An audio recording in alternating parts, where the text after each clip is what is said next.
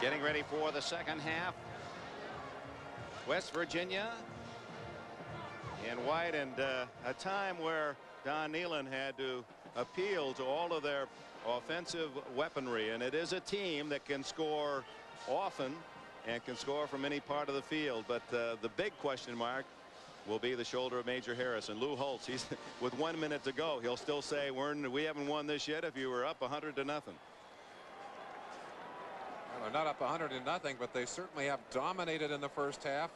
The statistics will bear that out, and they have not needed the turnover, which was the big tool they used against Miami and SC. They've been able to do it with great defensive pressure on the West Virginia offense, and with a relentless offense that has been very, very productive. 2-1 the Irish offensively over Don Nehlen's team. In case Nehlen does have to go to the backup quarterback, number 7, Greg Jones, he is even a stronger passer than Major Harris, but he doesn't have the versatility nor the experience with the offense. I think the key word there is experience, and that decision by Lou Holtz to defer.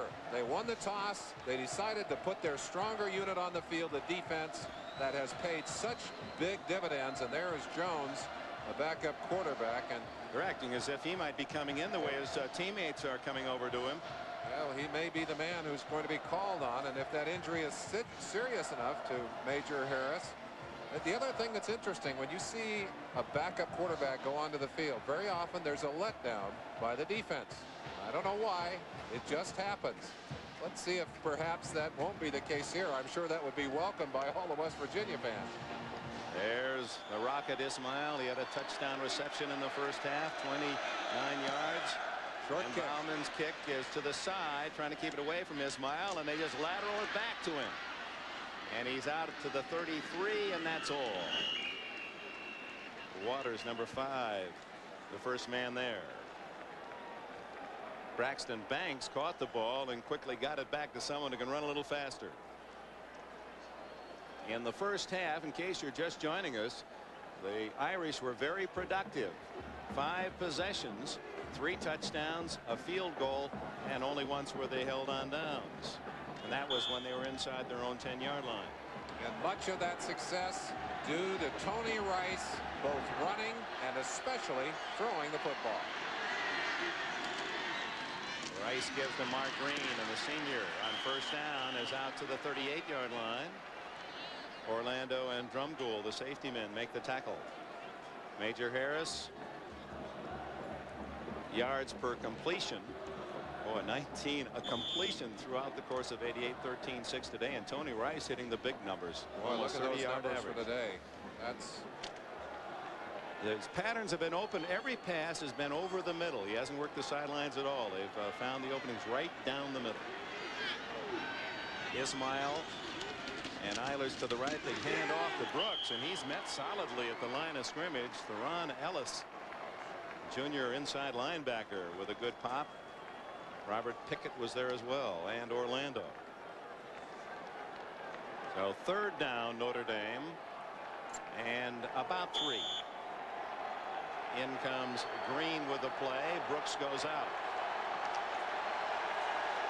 His first possession of the second half really sets the tempo for the next 30 minutes. So for West Virginia's defense, the challenge is there. Rice keeps, tosses to Green, and on the option, the Irish have the first down at the 44-yard line. Drumgoole and Orlando, the tackler's a 6-yard gain. Green, who is a basketball star in high school in Riverside, California, he played behind a pretty good shooter, Reggie Miller, the All-America at UCLA. He says, in fact, he says that's his favorite sport, basketball. And there's Major Harris. Apparently they've attended to whatever the injury might be. We've tried to get some confirmation of the injury, of what it is and its seriousness. No one has been able to locate that yet. Green finally tripped up. Dale Jackson, 93, and an outside linebacker, able to make the stop. He's from Canton, Ohio, home of the Pro Football Hall of Fame. Well, Harris is going to practice some snaps, so apparently, obviously, a courageous effort in the first half if he was injured on the first play and never came out. Second down between 6 and 7. Ooh, Rice.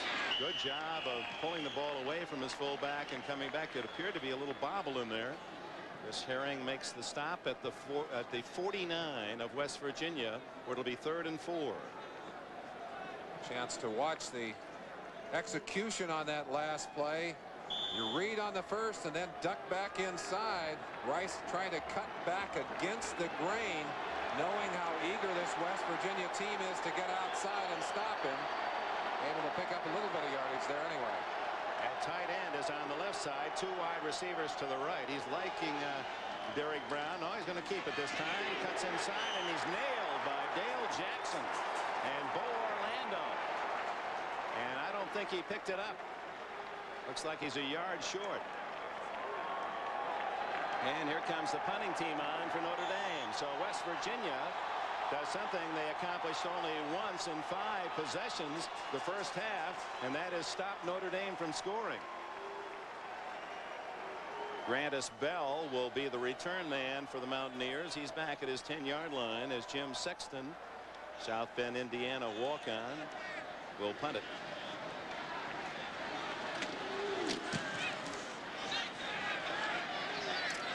Bell does not fair catch. And has a 11-12-yard return out across the 20-yard line. So West Virginia desperately in need of a score, and Major Harris apparently will be the quarterback when we return. The Irish 23, the Mountaineers 6. Major Harris. This is the first quarter, the 3rd play of this game, and this apparently is where he injured the left shoulder. Watch. Hit, knocked down by Alm and Stams. He's driven down on that left shoulder, and you see him wince and reach for that shoulder right there. Just moments ago, you see them adjusting. I'm sure as he's lifting that arm, he was having trouble lifting that arm. He was holding it tightly against his side in the last couple of series of the first half. He may have gotten a little help to block the pain in that shoulder in the locker room. And he comes out on the option, something we didn't see much of in that first half. And trio of Irish tacklers. Bolkar was there first. West Virginia will trust the play calling to Dwight Wallace, who really selects the passing plays, and Mike Jacobs, who will basically select the running plays. But this is tough with an injured quarterback who's been your main man. You've got to take him carefully. You don't want to get him hurt, but at the same time, you've got to get points on the board. He throws complete. And a first down at the 40-yard line to tight end Keith Wynn. 14 yards on the play. And you still see that arm staying down. He's not able to get that arm up very high. Pressure. Frank Stams. Good play right there, right past Rick Phillips, number 68. Ooh, and he threw him right on. Well, actually, the other shoulder, the right shoulder. And I don't know that Notre Dame knows about this injury. They obviously are still playing football, which is their challenge. 10:22 left, 3rd quarter. Notre Dame has led throughout. Craig Taylor, the fullback, met by Wes Pritchett, the inside linebacker for the Irish, who reads poetry. I asked him who his favorite poet is, and Pritchett said E.E. Cummings, as in, how do I love thee? Let me count the ways. Well, having had a chance to visit with these Notre Damers in South Bend, I got a little taste of Shakespeare the day I was there for a scrimmage. He is a character. He'll be drafted fairly high next spring. Harris losing his footing, and there's the difference between grass and the artificial turf, and the fact that Harris was operating in an area of the field where there is nothing much more than sand. Jeff Alm secured him. For 4 weekends, this stadium has hosted back-to-back professional and college games, and it tore the middle of this turf right out. And of course, you're right, Dick. That's painted dirt down there, and it does not hold the cleats like the artificial turf. 3rd and 8 from the Mountaineers 42. Stams putting on the pressure. Harris throwing into coverage, and the interception by Pat Terrell.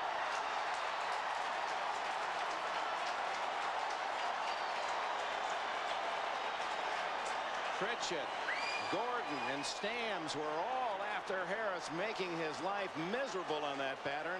And on the run, he finally had to dish it down the sidelines. And Terrell, who had 2 interceptions in the regular season, 1 for a touchdown against Miami, 60-yarder against the Hurricanes, picks this one off. Terrell moved to defense from a receiving position to take advantage of his speed. He is a receiver on that play. It's the Irish with the ball. Timeout at their own 35. Leftovers from the holidays into the new year. Part of the fans here cheering for Notre Dame. 35-yard line. The Irish after the interception by Pat Terrell. The first turnover of this Fiesta Bowl. The Irish with a 23-6 lead, and Tony Rice at the controls. Wishbone. Rice keeps. Again broke the initial hit from Mike Fox. Spun away, and Lawrence Drumgoole and Dale Jackson had to get him down at Pasadena. 2 teams that Notre Dame beat during the regular season. It's USC leading Michigan at the half 14-3. Bo Schembechler looking for a rare win in Pasadena. 4-11 his all-time record, but it's been leaner lately. 8.5 to go. 3rd quarter. And Rice looking for Green. He's open, and he's got it at the 27-yard line. Bo Orlando caught up, but a perfect throw by Rice.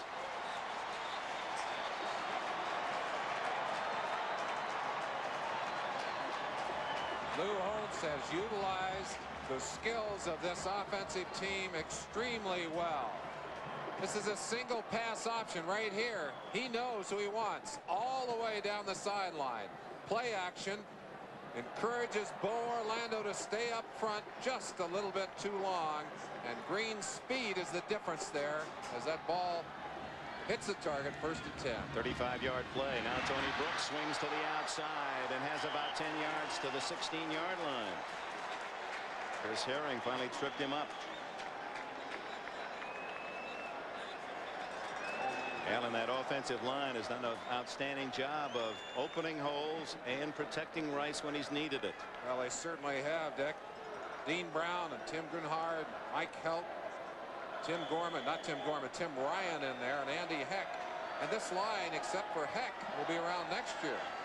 They're probably going to be even tougher next year than they are this year. Only going to lose 6 starters from today's game. Double tight end, Frank Jacobs and Derek Brown. And it's the fullback, 22, Anthony Johnson, the first option inside the 15.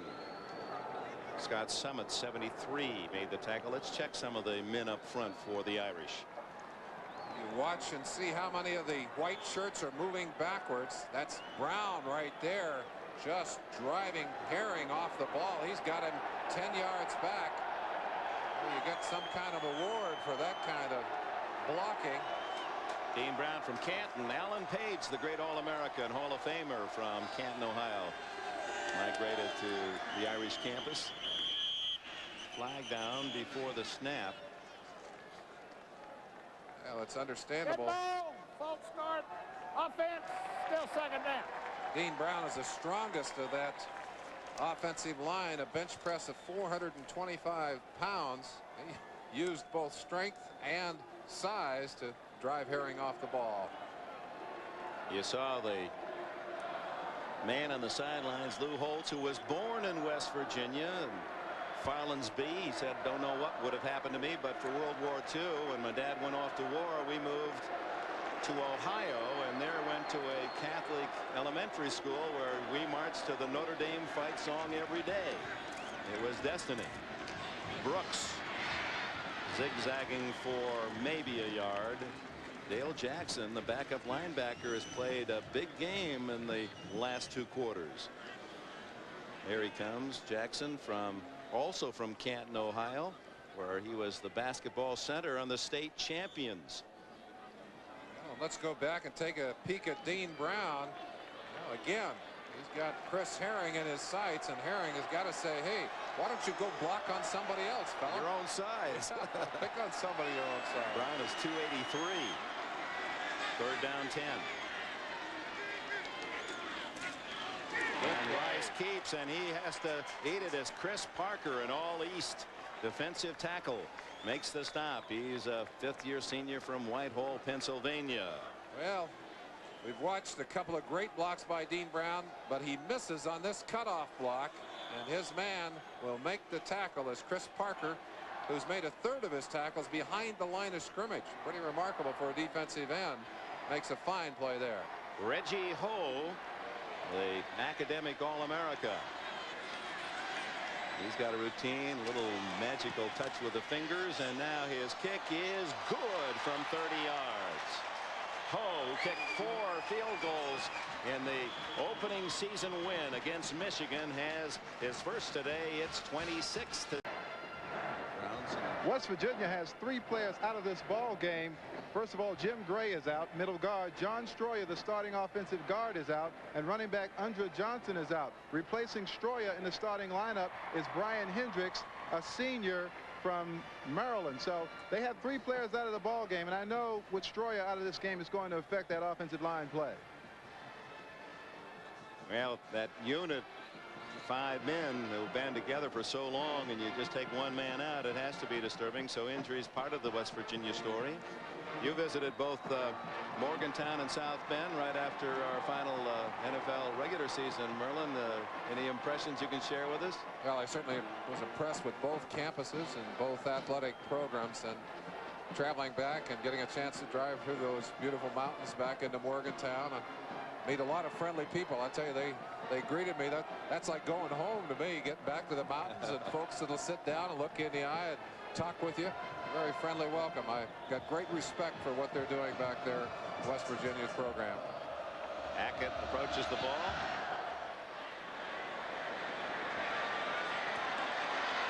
And here comes Andre Johnson.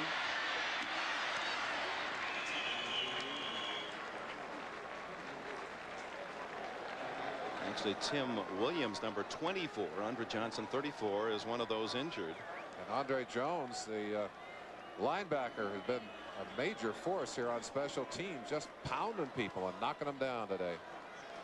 Major Harris, who looked a bit sharper in the first possession, but then was intercepted as he was pressured out of the pocket. What a talent he is.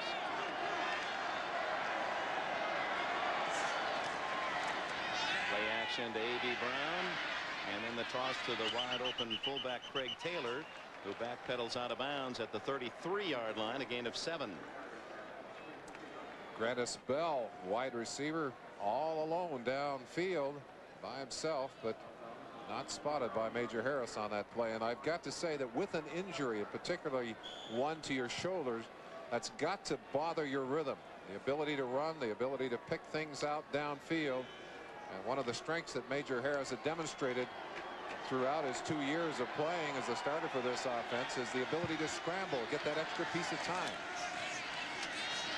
2nd and 3. And again open is Taylor. Same play to the other side, and Taylor bulls his way to the 50. Understand that Johnson a knee and Gray and Stroyer suffered concussions, and Harris a left shoulder injury.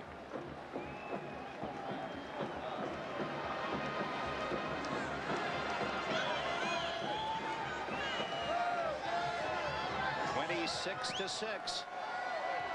The Mountaineers with a long climb to get back into this one. We have 5 minutes left in the third quarter.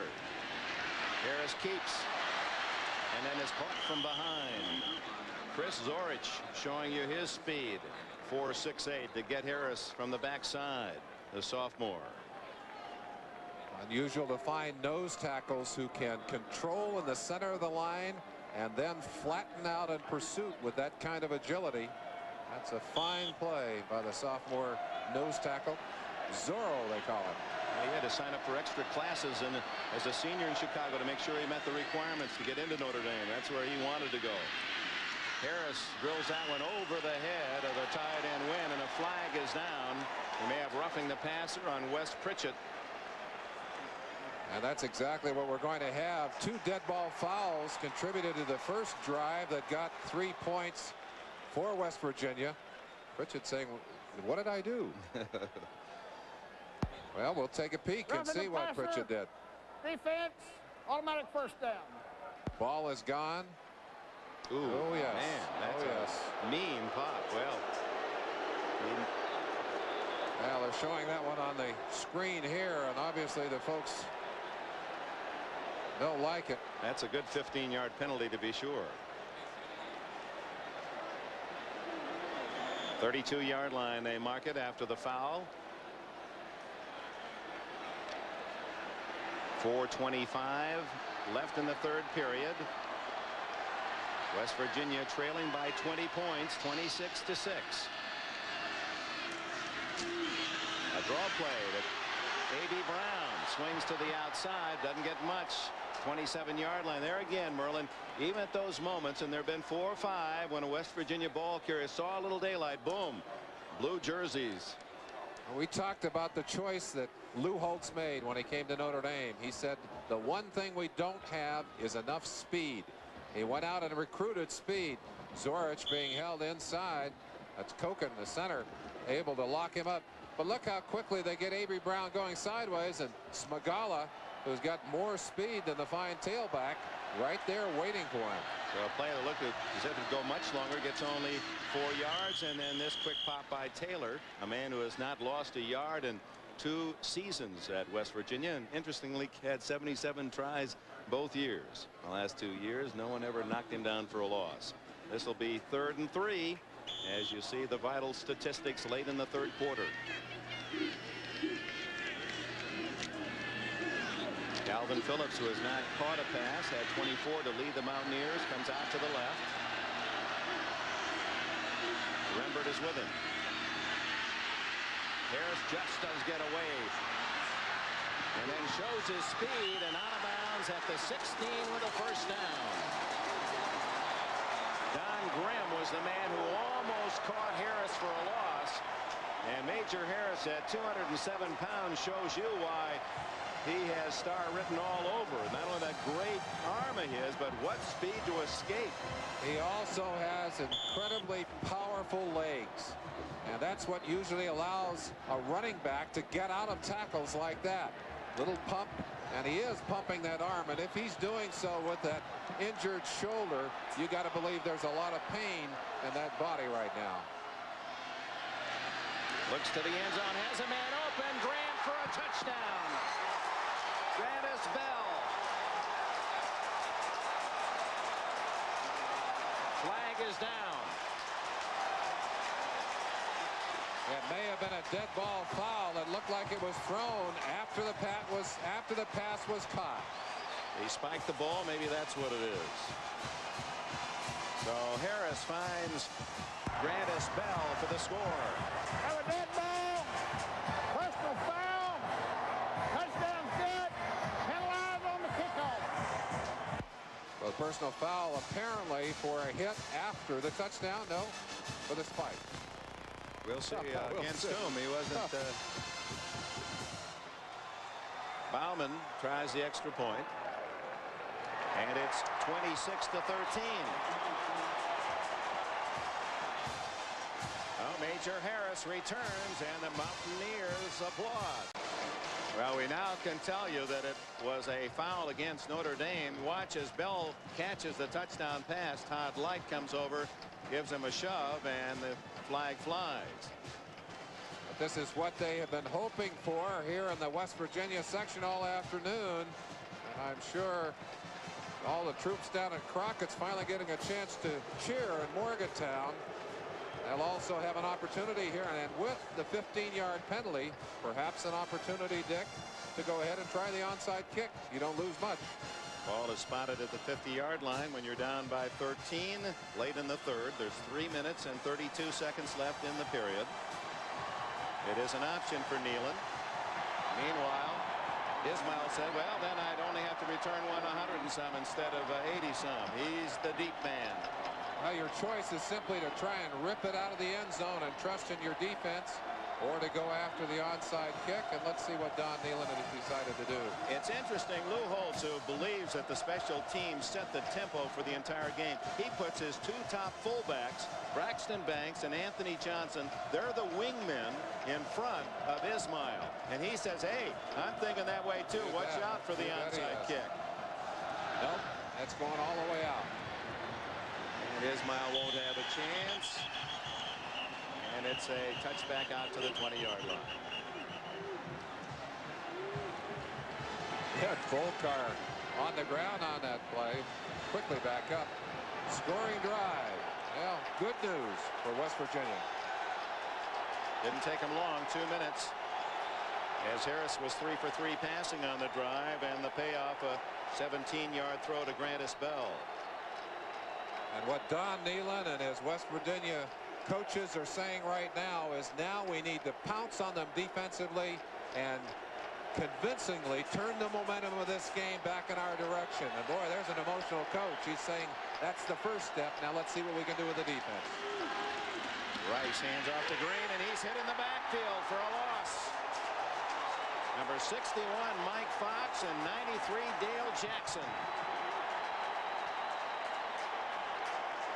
You know, many fans, both sides, West Virginia, Notre Dame, gave up Christmas to spend their money to come out and see this battle for #1. And there are literally hundreds here that this is their Christmas present, to see these two teams play in person.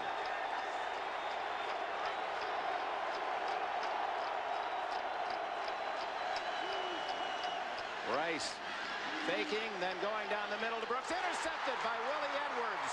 Edwards at the 30. Edwards at the 26-yard line, and West Virginia on its feet.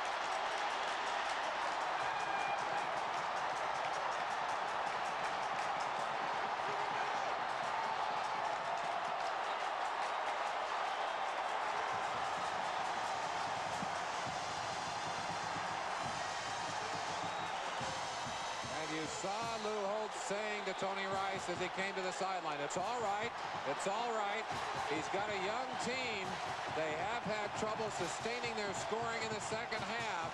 But right now, the defense that has been so dominant in the early going in this game, backed up, needs to rise to the occasion. For West Virginia, it's very simple. They've got to get into the end zone. Again, Rice going down the middle, and this time Edwards was laying and waiting from the 26. First turnover for West Virginia, and Harris now.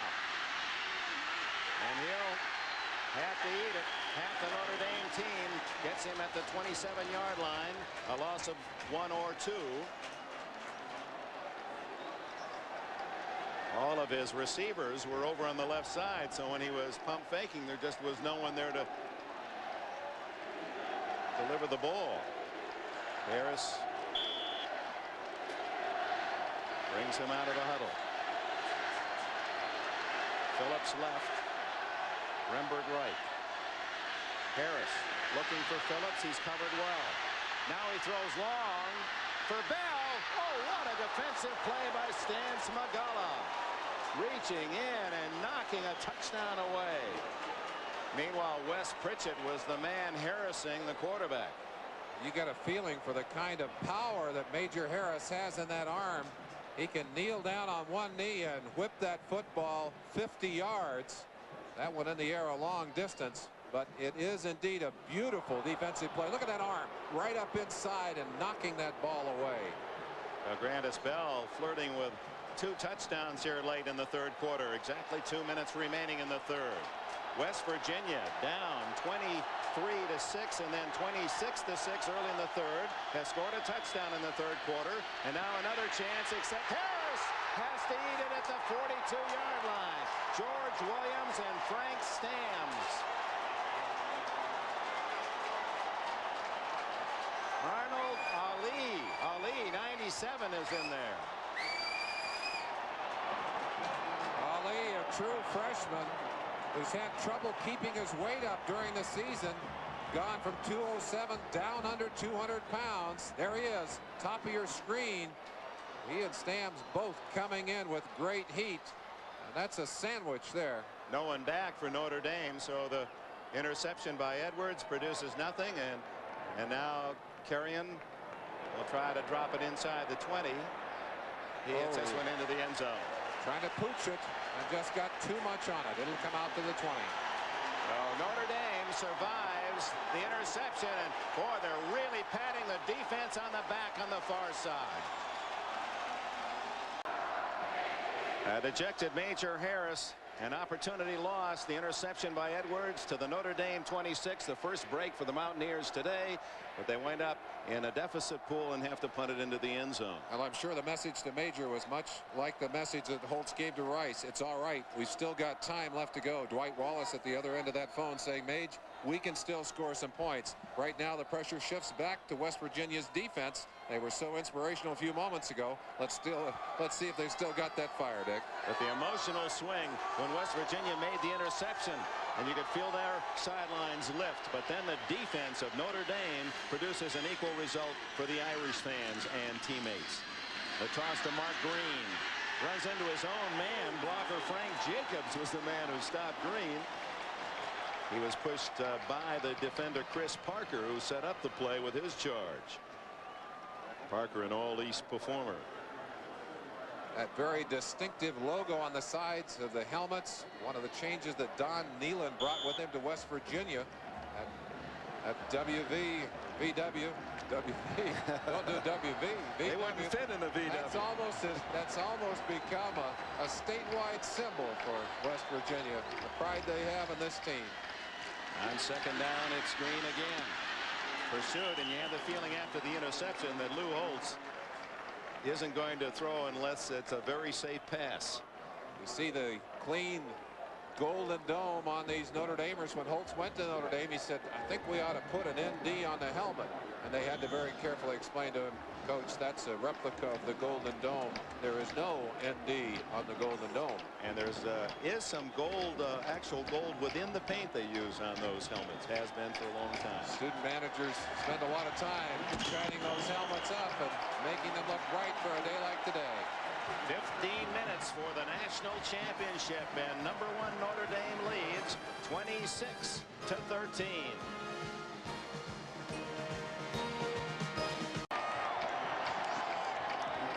And a draw, and Rice has the first down and more up to the 39-yard line. In fact, Ryan and Heck opened the hole. 16 yards for Rice. Orlando made the tackle. You attack a defense in so many ways. When you know that they're eager to respond, they're keyed emotionally, you simply give them the chance to rush the passer, and in essence they create the hole for you with some fine blocking inside. Mike Heck in particular doing a good job of sealing off on the strong side on Parker. Now Rice back to throw. Has a man wide open. Out of bounds goes Ricky Waters inside the 5-yard line.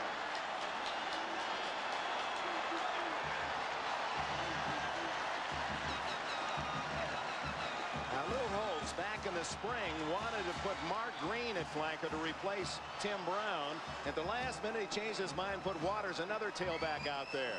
Well, and we remind you again, it was Waters and Brooks who were sent home from that critical game at SC. They wanted so badly to prove themselves here today. Well, their coach had said to them, if you can't hug them and pat them and on the back and brag on them, you don't want them on your team. Well, you can sure do that of both of those guys here in their performance today. Waters 15 catches led the Irish during the regular season. First and goal. And a yard or two for Pat Eilers, who is the wide receiver operating out of that wishbone. Just took the toss. Eilers from St. Paul, Minnesota, a vicious downfield blocker, and as a kid he competed downhill in the Junior Olympic slalom. Well, it's all downhill, at least in the eyes of some of the Notre Dame fans, as they've got a chance to build on the 26-13 lead. One of the things that Notre Dame has not done, in spite of what you saw about winning in the fourth quarter, you look at the point production heavily oriented in the first half. That might provide some hope for West Virginia fans, but mostly they're concerned now, get some points on the board yourself. Fullback Braxton Banks is stopped after about a half-yard gain.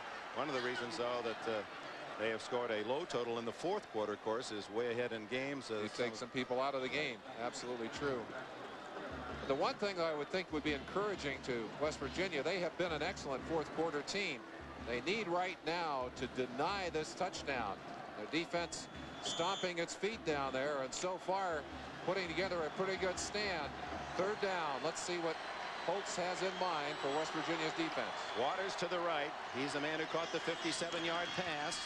The fake, the throw, the touchdown to Frank Jacobs, who caught only one pass all year for Notre Dame. He's got one for a touchdown in the Fiesta Bowl.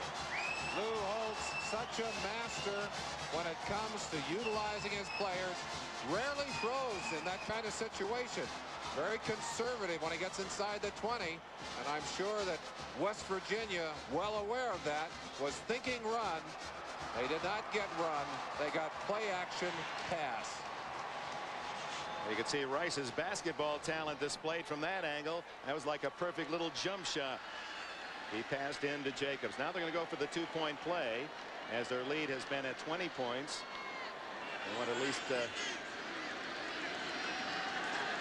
try to put some added distance on the West Virginia Mountaineers. Rice keeps, and does he get in? Yes. He lurched forward and able to get the ball. And that was the only thing that got in the end zone, but that's what counts. The two-pointer is good. And it's now 34-13.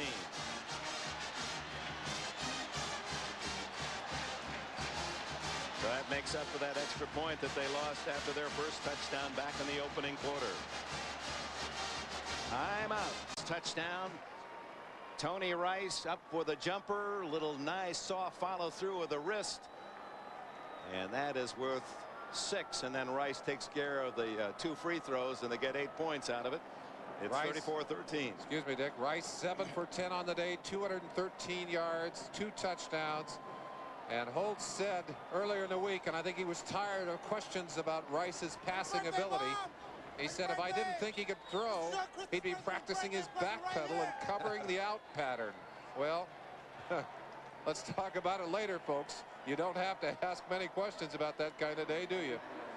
Well, he's working on a tough budget, so he says that's a Christmas present and a birthday present for his mom, who celebrates in Woodruff, South Carolina today. Tony Rice, an outstanding afternoon. Meanwhile, Michigan has pulled within 5 of Southern California in the third quarter of the Rose Bowl. 21-point lead with that 2-point conversion. Now Eugene Napoleon. Adrian Jones and others making Andre Jones making the tackle, number 7. That was a big touchdown drive. Boy, the momentum did shift after the interception, and West Virginia unable to convert. 80 yards, 7 plays. Major Harris still on the field. They're lined up for a quick start here offensively. The key to that last drive, of course, was the 57-yard pass from Rice to Waters. Watch out, Stams. Boy, he finds a way to come in on that backside. Ash Pete at Southern California and Walsh at Miami. Stams and Pritchard, we mentioned that they, along with Stonebreaker, 3 amigos. Boy, I tell you, they have made their presence felt today. Stonebreaker's been out because of sickness today, but Pritchard and Stams have really been a thorn in the side all day long. And they get him again. This time it's George Williams, 69, the 282-pound lineman.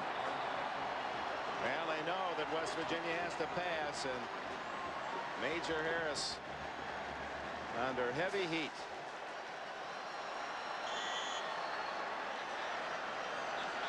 That's a defensive lineman's dream when you've got a quarterback back there that's got to throw the football. There's Stams again, who cut off the opposite path. Send it backside. Drop play. And AB stays on his feet.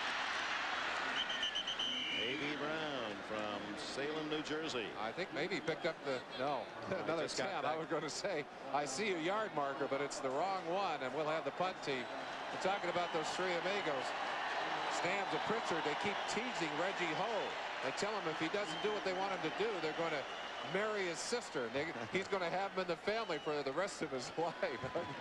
They're a couple of wild men. She's one of the assistant trainers on this team. Carrion. This one not a perfect spiral. A low line drive to Waters. Got away from Grant and finally bumped out of bounds at the 38-yard line. Keith Wynn, number 81, with a tackle. Timeout. Notre Dame 34, West Virginia 13.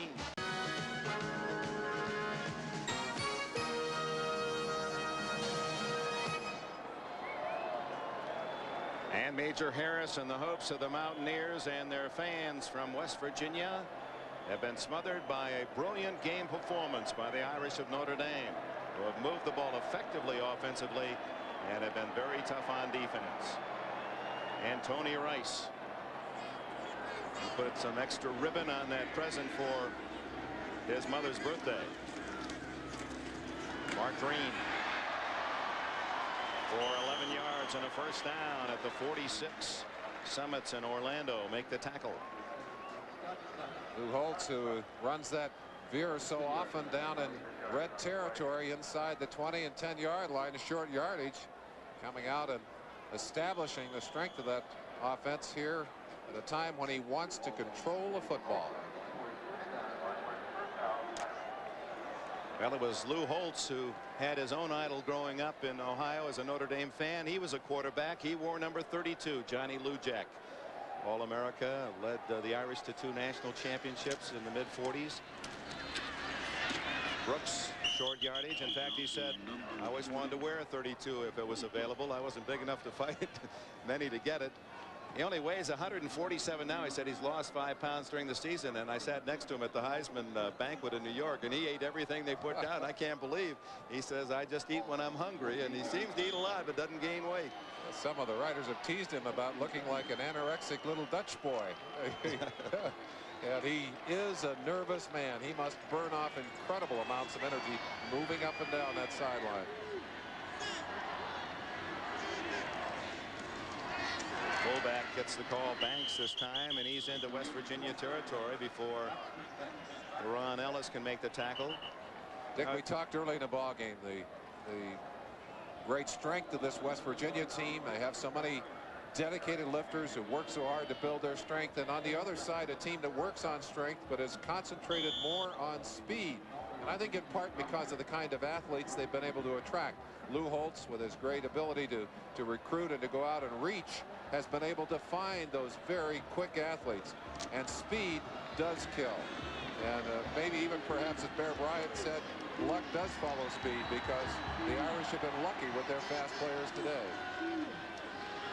Play action, and Rice throwing incomplete to Brown. He won't drop many. Derek Brown, who had some big catches in the first half, this pure freshman from Merritt Island, Florida. I say lucky, I'm really talking about their ability to be in the right place at the right time. Well, you know, as a defensive player, every time at Utah State or with the Rams, you had somebody who really had speed. Just a wide, the whole team worried about it all week. That was the guy you had to stop.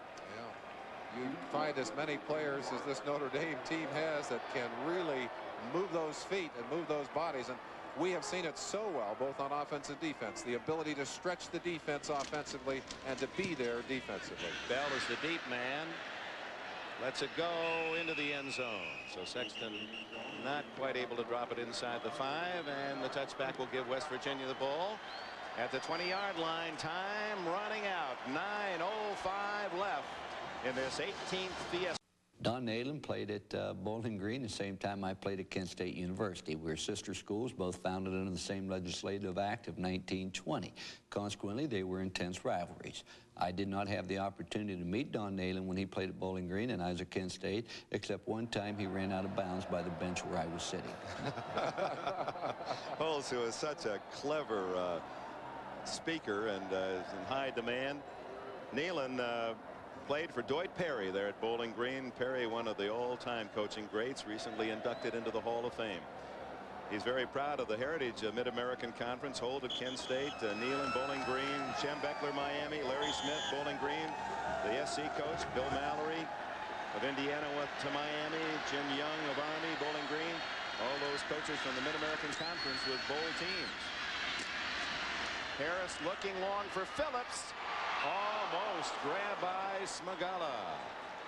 Yeah, he's the best leaper on the team, and you could see him brace himself. He was targeted for that one all the way, tasting it all the way. Now, both of these teams have weight programs that involves a lot of jumping, a lot of exercises that work on the explosiveness of the muscles. You see some of the use of that here, as all three of those athletes up high, and Smagala angry that he could not control that football. Not unlike the one Terrell. Remember how high he was when he made the interception. In fact, Phillips had to break it up. Had he not gotten a hand in there, Smagala might have pulled down the intercept. Harris pulls it down this time and decides to tuck it away and run out of bounds. And with it has a first down across the 30, a dozen for Major Harris. Time running out. 34-13 Notre Dame. They've led throughout. West Virginia was only behind, what, a little less than 30 minutes their entire season. They've been behind the entire day here in Tempe.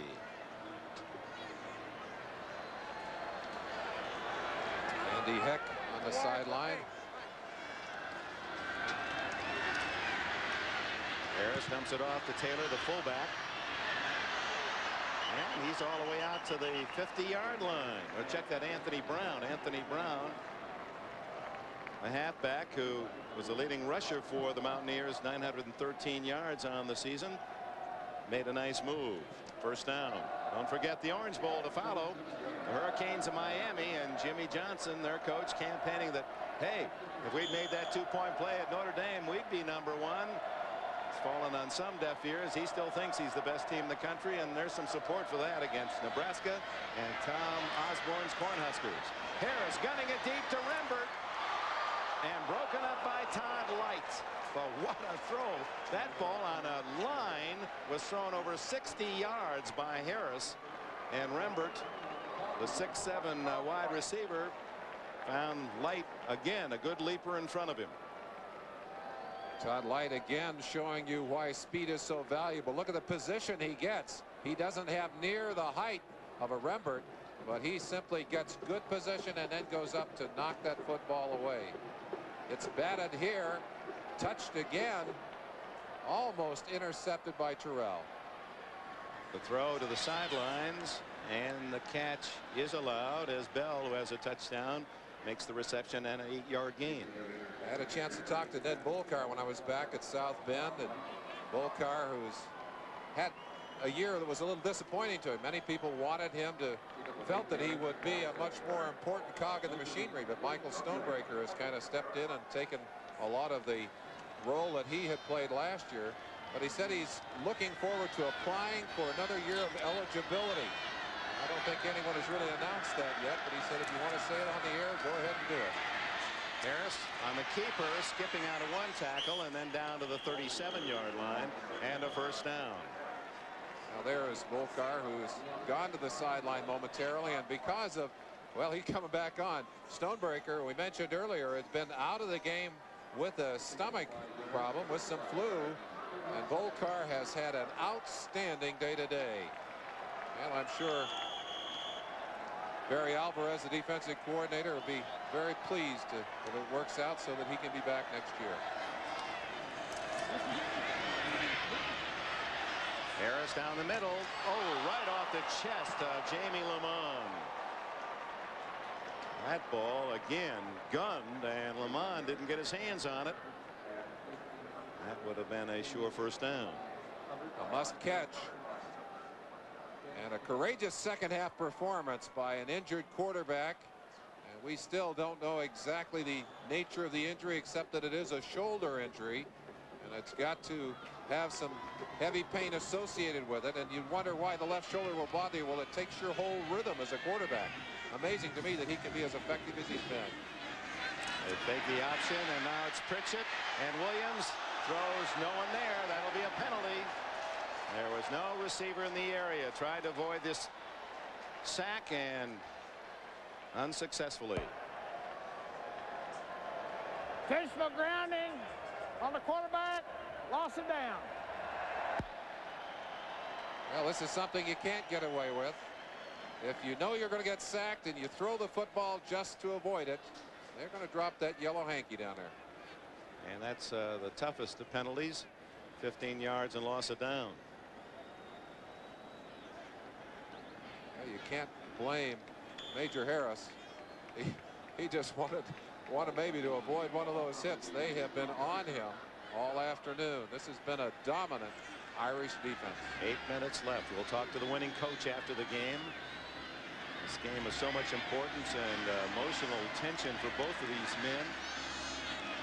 Throw deep and no one there. Smagala, the closest man. Anthony Brown, the halfback, downfield. And 4th down. Punting team on for West Virginia.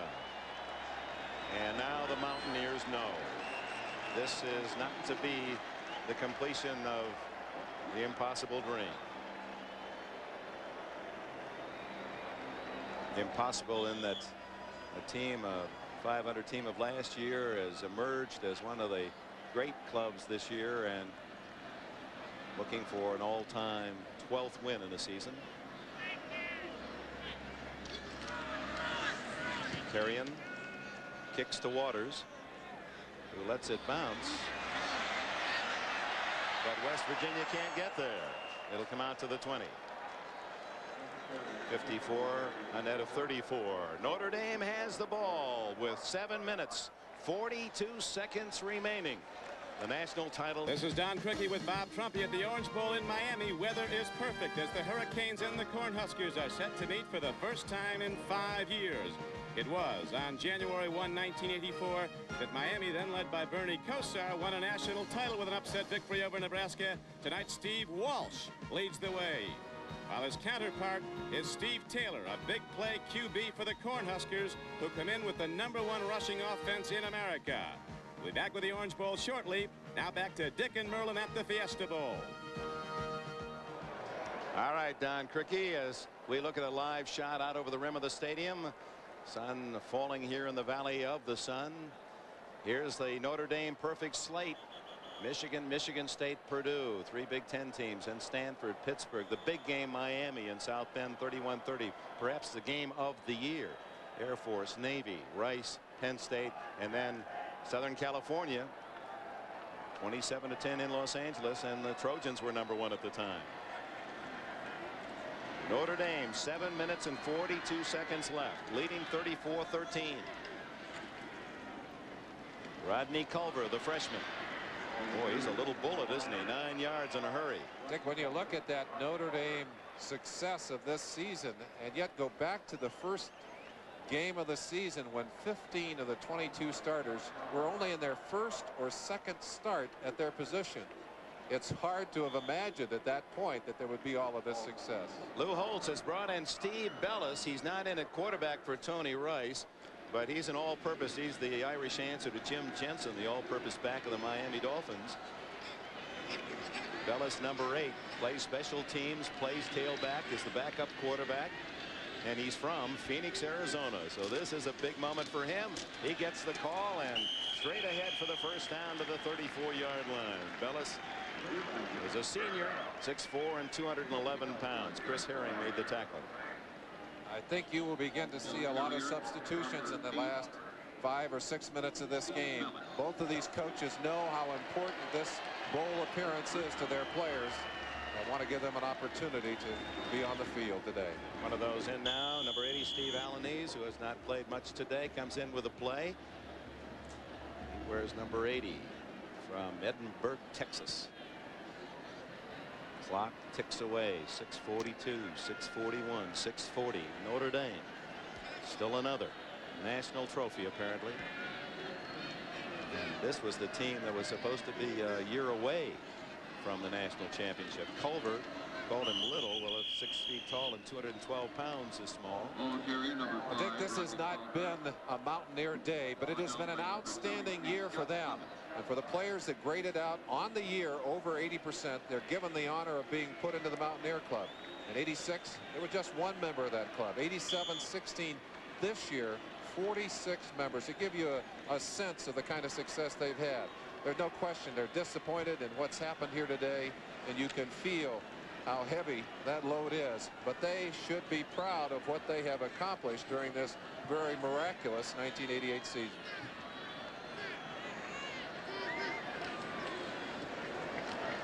Bellis on second down gets a couple out near the 38-yard line. Steve Grant, the Miami freshman, number 4, makes the tackle. It's Miami and Nebraska next from the Orange Bowl. You can ask a lot of questions, but one that we'll ask is what would have happened had Major Harris not been hurt on that third offensive play. He doesn't play defense, and the Irish have 34 points. You're right about that. You are right about that. Well, it's often they say things happen in threes, and how true that is for the Notre Dame football program and its rich and great history. There's the give to Waters on the reverse. And he is brought down just shy of the first down. They'll bring up 4th down and 1. Chris Herring made another stop along with Summits. Let's go back to your thought about Marshall, or about Major not playing on defense. And one of the things I said, and I really believe it, that his leadership carries over to the defensive team. And I felt that going into this game, he needed to have a fast start in order to lift the confidence level of both the offense and the defense. That did not happen, and I think that had a major impact on the team's performance today. Major impact indeed. Grandis Bell is back at the 20-yard line. Sexton to punt. 4:17 left. Ooh, very close. The blocking was Pickett, and he might have gotten a piece of it as that ball slices right into the Irish sidelines and goes out of bounds way up at the 40-yard line. 17 yards on the punt. 4 minutes and 11 seconds to go. So apparently Notre Dame will win still another national title, and has to be disappointing for the folks waiting down in Miami. I guess they were rooting tie. Well, they wanted an opportunity to do something, but it doesn't take away from the great matchup they have in the Orange Bowl, and I know all of us are looking forward to getting a chance to watch that game as well. And you sense in this ball game the reality of the game of football. Somebody wins and somebody loses, and there is great pain on the losing side always, and great elation in winning. I guess that's what makes the game so exciting. Well, you don't remember who finishes second in the big ones, whether it be the Super Bowl or a game like this. One of the things that I enjoyed at my visit to Morgantown in West Virginia, a little bit of Don Nehlen's coaching philosophy. He said, I believe in being tough on these guys in practice. And he said, we grind on them pretty hard. But he said, I tell my assistant coaches, you never want to let them leave the locker room unhappy. You got to love them a little bit. Make sure they love you as well. A lot of love on that team, and a lot of happiness on the other side of the line as Notre Dame has had it go their way throughout this afternoon. We talked about good things and bad things happen in threes. Well, these are the good things for Notre Dame football, and I guess it's almost as like the script writers. You look at Rockne and Leahy and Parsegian and Devine. They didn't have national championships in Rockne's days voted by the fans, but Leahy in his 3rd year, Parsegian in his 3rd year, and Dan Devine was here in Arizona in his 3rd year, won the national championship. This is Rico Tyler, a big fullback, rumbling down to the 37-yard line. And Rockne in his 3rd year was the mythical national championship team in 1920.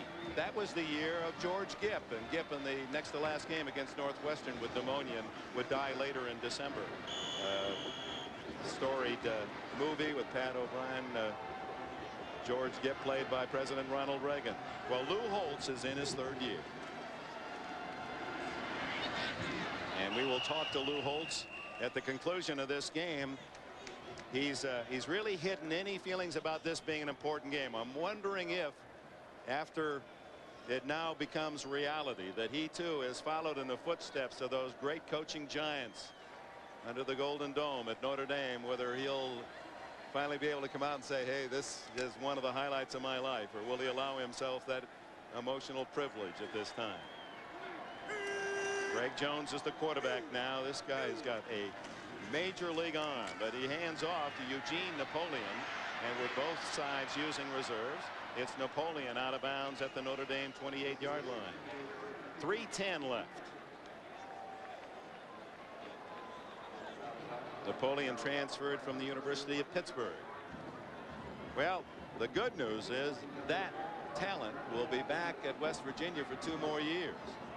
The Major, and that is his real name. It was his uncle's name. He didn't like it as a kid, he said, but said it kind of plays rather nicely now. We talked to you about that offensive line of Smider, Kovac, Koken, Stroya, Phillips, all graduating this year. But during the season, Don Nealon has alternated on every 3rd down a second unit in there. Redwine and Wolfley and Price, Parker and Lynn, and all except Redwine will be back to block for the Major next year. There's Dan Devine, who is a resident here in the Phoenix area. Notre Dame coach who also brought a national championship with Tony Rice.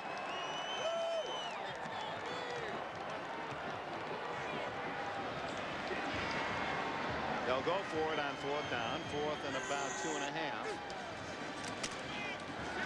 Jones rifles it to Tyler, and Tyler has a first down at the 21. He's bigger than his 214 pounds listed in the media guide.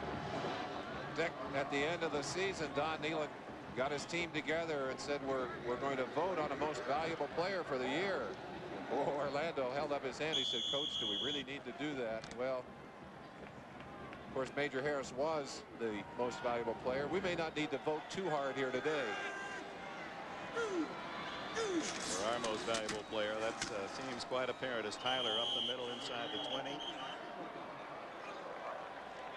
Wes Pritchett, who dedicated this season. You know, there's a lot to this game, and all of us with sons or those of us that look to our fathers for leadership and love.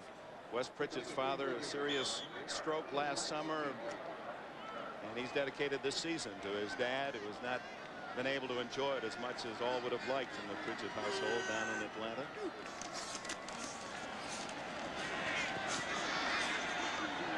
Jones, but his receiver Rembert falls down,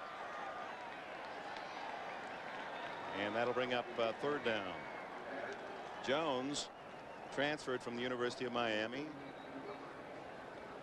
and didn't know about Major Harris when he tried to get out from under all the great quarterback talent at University of Miami. He thought he could come up and get a lot of action. He was behind Vinny Testaverde there, and of course I don't think Don Nealon knew much about Major Harris. Knew he was a talent, but did not expect the kind of explosion he got when Harris finally got his opportunity. Now the flag has been thrown. Let's find out. Ball, unsportsmanlike on the defense, 1st down. Well, that's the 3rd or 4th dead ball foul against the Irish. 4th time they've been ticketed, and Lou Holtz, I think, is arguing. Well, he is with the official. I'm sure he doesn't like to see that unsportsmanlike conduct. That usually doesn't reflect well. And he brings out Don Grimm. Grimm, the brother of Russ Grimm, the Washington Redskin lineman who played and starred at Pittsburgh. With the foul, it's down inside the 10, 1st and goal for West Virginia.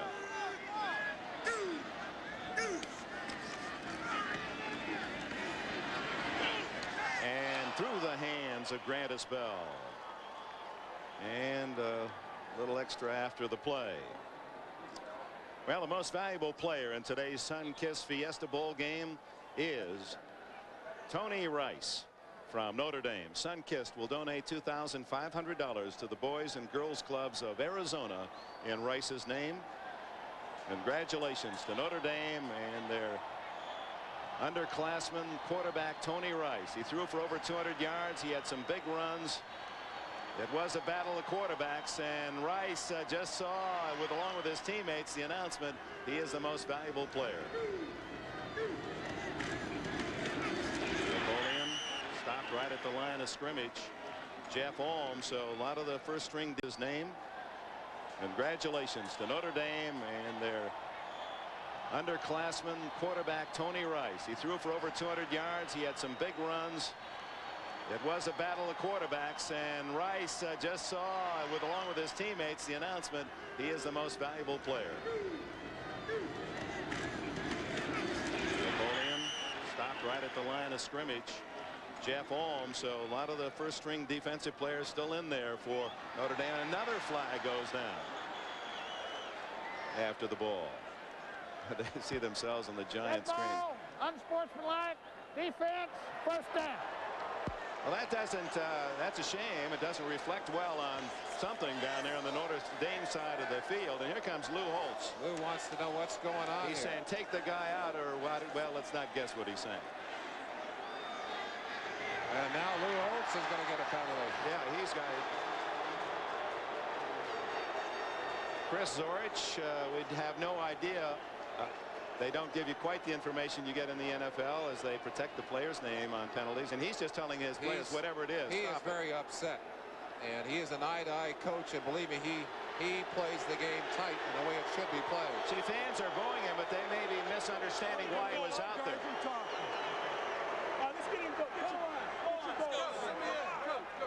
He not only brought back electricity, but he brought back some eye-to-eye punch down there. I was at their scrimmage one day in South Bend here a couple of weeks ago, and one of the players clipped someone else during the scrimmage, and he went out right now and got a hold of him and was eye-to-eye. This is a man that wants the game played the way it should be played. Reverse to Rembert, who scored several times on that play and gets one here in the Fiesta Bowl. And the Irish, boy, their tempers are still up. 34-19 the score. I wonder if some of those aren't taunting calls. That's what it sounded as if they were saying. Of course, the glow of youth and victory. I think someone's been tossed from the game. I think that was the signal there.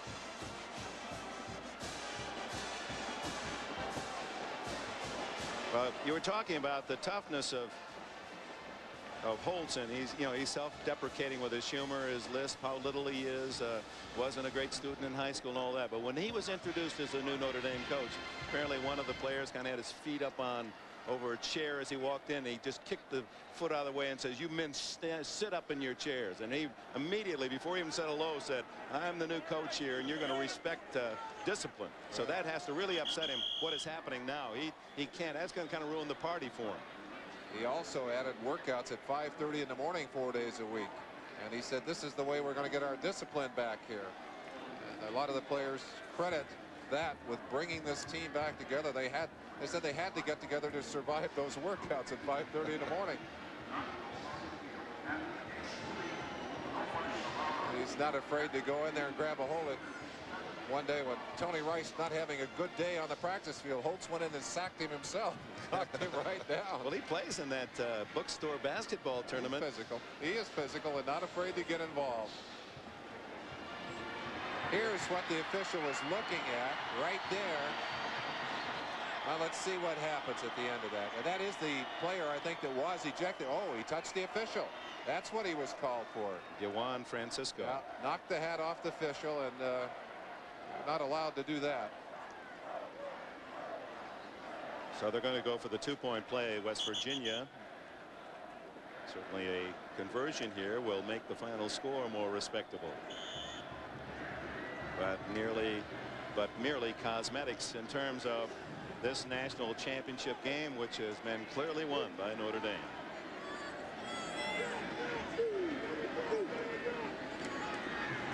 Jones to Rembert. There's that 6'7" leaping power Rembert, who gets all 8 points on the touchdown. 8-6 on a reverse and 2 on the conversion. That makes it 34-21.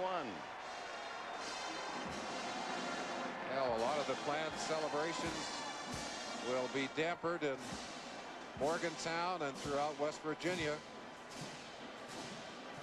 Yeah, there have been some good plays here today for their team as well, Dick. Well, they're still going to have a welcome home party apparently for the team sometime late next week, and all the thrills that this team has given the entire state. Boy, there you see why Rembert He's back next year as well. He is going to be high on the NFL list. He's a talent. If he was available in the draft this year, it wouldn't surprise me to see him go in the first round. Executive producer of NBC Sports is Michael Weissman. The coordinating producer of NBC football coverage, Ted Nathanson. Today's telecast produced by Kenneth Roy Edmondson. Directed by Andy Rosenberg. Replay producer Jeff Himes. Our technical director Marilyn Altman. And our tens of men and women with all that talent with the picture and the sounds. Our thanks to you and to Joe Costanza, our statistician. Jim Daves from Notre Dame and Michael Fregale from West Virginia. Their sports information office has been terrific in helping us here in the booth, along with Dennis Mnuchin and Bill Colon. Our thanks to Bruce Skinner, the executive producer of the Fiesta Bowl. Another great job, along with John Junker, his associate Tom Sadler, Herman Fraser, and of course the Fiesta Bowl A-team president Phil Mata. The onside kick. Will it go 10 yards? West Virginia recovered, but I don't believe think it did. I think it was about 9.5. What are they going to say here? It looked like it was short. And that's first down. Notre Dame gets it at the 41. We would be remiss as well, Merlin, if we didn't congratulate the queen of this Fiesta Bowl. Well, let's see this again first. The ball will be touched right there, and it's obviously just shy of that 10-yard mark. Ned Bolkar, number 47, turned official there as he said, wait a minute, guys, that didn't go 10 yards. And of course, the ball goes over on an illegal touch. Kent Graham, 17, is the new quarterback. He's a sophomore from Wheaton, Illinois. As we're down to the final minute and 10. And they run it into the center of the line with Bellis, the senior from here in Phoenix. Now, lots of clean uniforms and shiny helmets out there as both coaches put some athletes on the field who have worked so hard this year and deserve the opportunity to share this memory with their teammates. Final seconds tick away. Sarah Hansen was the queen of this Fiesta Bowl festival. She's a student at Arizona State and the daughter of Tom and Melva Hansen, the commissioner of the Pac-10 Conference. Tom Hansen. Sarah Hansen wins that honor. And the Grand Marshal was Janet Evans, who won 3 gold medals in Seoul. And there it is, the final seconds tick away, and Notre Dame will duly celebrate a national championship. No doubt the Irish are number 1.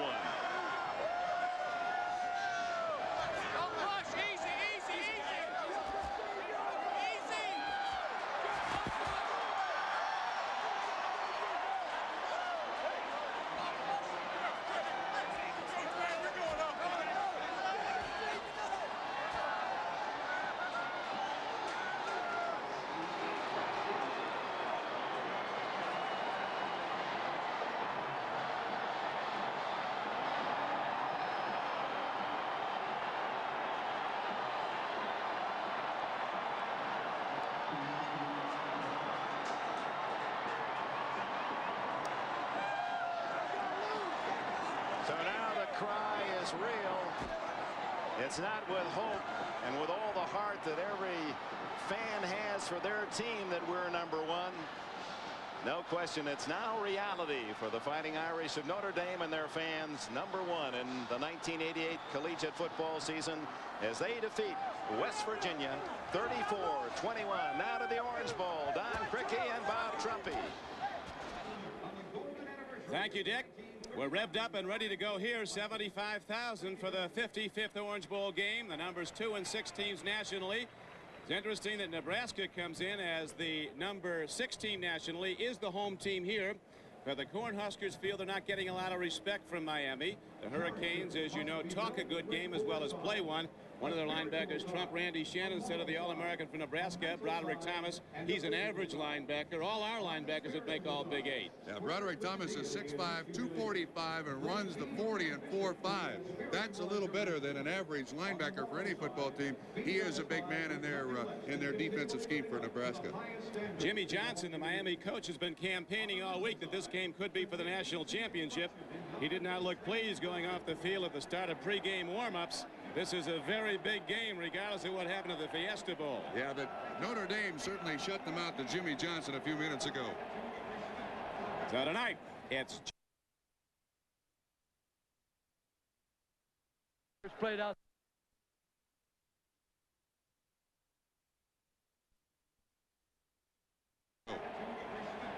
So tonight, it's Johnson and the Hurricanes against Tom Osborne and the Nebraska Cornhuskers. Osborne looking to avenge that loss 5 years ago. Now let's go back to the Fiesta Bowl to Dick Enberg and Merlin Olsen. Dick?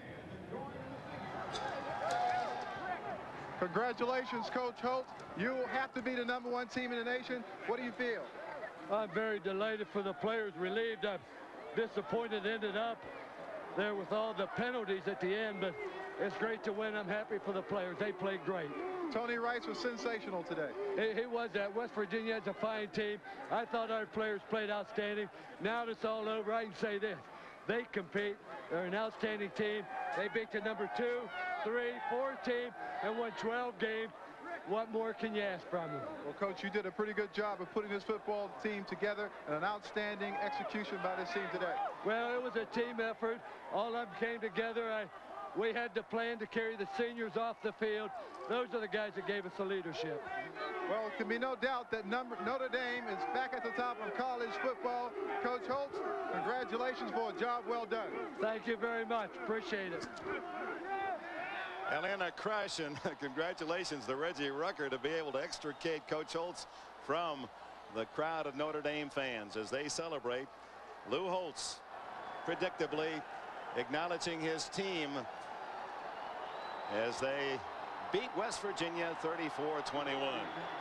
Well, there are always two sides to every story, and a man who's had his greatest year in coaching. He called this the greatest opportunity of his coaching career. West Virginia had man Don Nehlen, who's not only brought a winner to West Virginia, he's brought national esteem. He's with Reggie Rucker.